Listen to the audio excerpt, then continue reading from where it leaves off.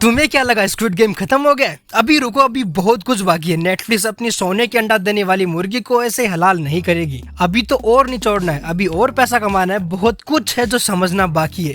इन सारी चीजों को अच्छे से बताऊंगा कि आगे क्या होगा, लेकिन उससे पहले चलो स्क्विड गेम की एंडिंग को एक बार डीपली समझ लेते हैं। आखिरी गेम में जब सिचुएशन आई थी कि या तो गीहुन खुद को बचाए या फिर बच्ची को, तो गीहुन ने बच्ची को चुना। सो वेल एक्सपेक्टेड था। मैं अपनी तारीफ नहीं करना चाहता, बट सीजन 2 में जब रिवील हुआ था कि प्लेयर 222 प्रेग्नेंट है, मैं तभी समझ गया था कि डायरेक्टर यहाँ पे खेल गया है। ऐसी सिचुएशन कभी ना कभी जरूर आएगी जहाँ पे या तो गीहुन को अपने आप को या फिर उस प्रेग्नेंट लड़की को बचाना होगा, क्योंकि squid game is not just all about games खून खराबा, but the squid game is about people and there ideology. Squid game हमेशा से ही ये था कि money always shows the true colour. हमें बचपन से सिखाया गया है कि अमीर बुरे होते हैं और गरीब अच्छे। बॉलीवुड सालों से दिखाता आ रहा है कि हर एक मूवी के अंदर, हर एक कहानी के अंदर कहीं ना कहीं अमीर बुरे होते हैं और गरीब अच्छे दिखाए जाते हैं। बट स्क्विड गेम टेल्स की कोई अच्छा नहीं होता है, सब बुरे ही होते हैं। अच्छा वही होता है जिसके अंदर अभी भी इंसानियत जिंदा हो, क्योंकि अमीरों ने अपने मजे के लिए एक न्यू बॉन्ड को डेडली गेम में शामिल तो कर दिया, बट जब बात पैसों की आई तो गरीबों ने भी वही किया जो अमीरों ने किया। उन्होंने अपने फायदे के लिए बेबी को मारना चाहा।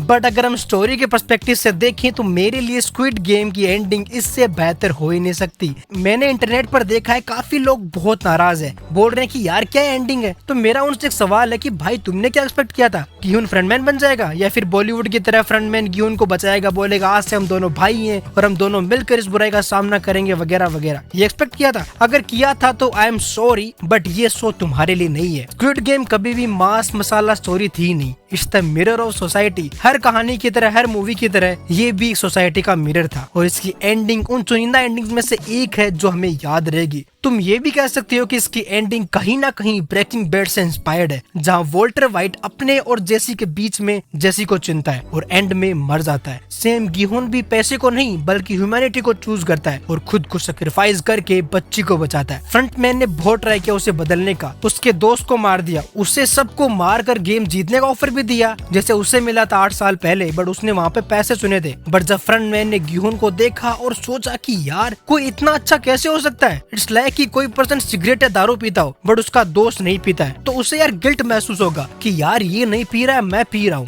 बट उसमें इतनी हिम्मत नहीं होती कि वो नशे को छोड़ दे, इसीलिए वो सबसे आसान रास्ता चुनता है अपने दोस्त को भी पिलाने का। इसीलिए देखना, जो दोस्त दारू या सिगरेट के लिए जबरदस्ती करेगा वो कभी बाकी चीजों के लिए नहीं करेगा। वो तुम्हें जबरदस्ती खाना नहीं खिलाएगा, वो जबरदस्ती पैसे नहीं देगा, क्योंकि उस चीज से उसे बुरा फील नहीं होता है। बुरा सिर्फ उसे उस चीज से फील होता है जिसके बारे में उसे अंदर ही अंदर पता है कि ये चीज गलत है। बट जब गीहुन के सामने चॉइस आई तो उसने अपनी ह्यूमैनिटी को नहीं छोड़ा और अपनी जान दे दी। और जाते जाते गीहुन ने वो कर दिया जो कोई नहीं कर पाया, उसने शैतानों को भी बुरा फील करवा दिया। उसने सभी वीआईपीज और फ्रंटमैन को बता दिया कि we are not the horses, we are humans and humans are humans, क्योंकि इंसान को इंसान दूसरा इंसान ही बनाता है। And one more thing, Squid Game दिखाता है कि जिंदगी में जीतता वही है जो या तो स्मार्ट हो या फिर लकी। जिंदगी एक जुआ है और इस जुए को या तो दिमाग से जीत सकते हैं या फिर किस्मत के भरोसे। बट जो लकी हो, जिसका लक सबसे स्ट्रॉन्ग हो, उसका लक जिसके साथ हो, फिर चाहे तुम प्लेयर 218 या फिर 333 क्यों ना हो, जीत हमेशा किस्मत की ही होती है। और चाहे तुम मुझसे लड़ लो, पर गीहुन की इससे बेहतर एंडिंग नहीं हो सकती।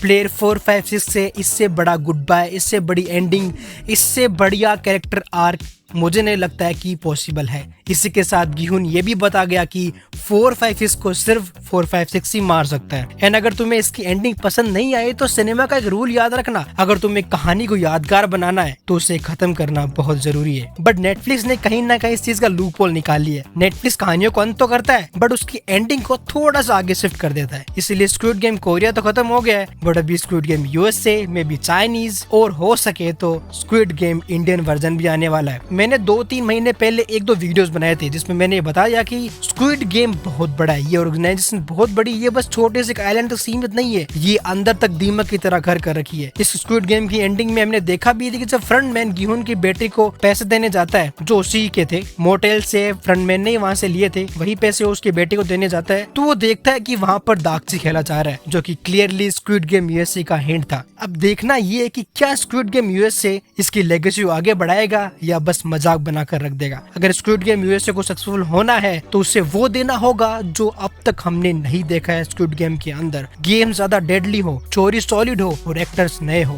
ताकि कुछ नया देखने को मिले। मे भी अगर वो चाहे तो वो फ्रंट मैन के लिए पेड्रो पास्कल को कास्ट कर सकते हैं। मास्क के पीछे से पेड्रो से अच्छी एक्टिंग मुझे नहीं लगता है कोई कर सकता है। वो इमोशन, वो डेप्थ पेड्रो पास्कल के अलावा मास्क के पीछे से कोई नहीं फील करवा सकता। तुम्हें क्या लगता है?